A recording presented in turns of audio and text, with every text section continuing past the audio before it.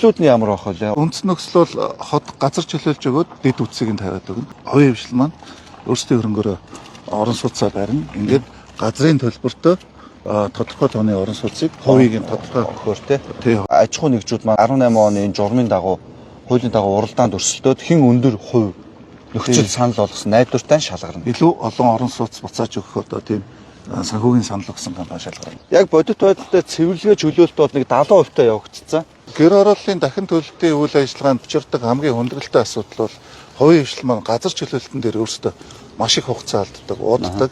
Дээрээс нь нөгөө хувийн хвшил явж байгаад газар чөлөөлтийн явцад газраа чөлөөлсөн төсөл удаашраа зогсчихлоор газраа өгсөн иргэд маань хохирдог ийм асуудал одоо Улаанбаатарт маш их байсан. Тийм учраас нийслэл хотоос бид нар энэ концепцийг өөрчлөё. Нийслэл газар чөлөөлтийг нь хийгээд өгье. Тэрний дараа хувийн хвшил бэлэн газар дээрээ бид үсттэй газар дээрээ өөрсдөө төсөл хэрэгжүүлвэл энэ илүү амжилттай байх энэ нөхцөл байгаа. Хоёрдугаарт төлөвлөлтийг нь бас хотоос батлаад ингээд өгчөж байгаа. Газар чөлөөлөлт бол энэ жил 3400 гээд амжилттай газар чөлөөлж байгаа. Иргэд маань бас их сайхан хамтарч ажиллаж байна. 3 аль биесний хэмжилтийн станцаар бол 22.7% агарын бохирдол буурсан байсан.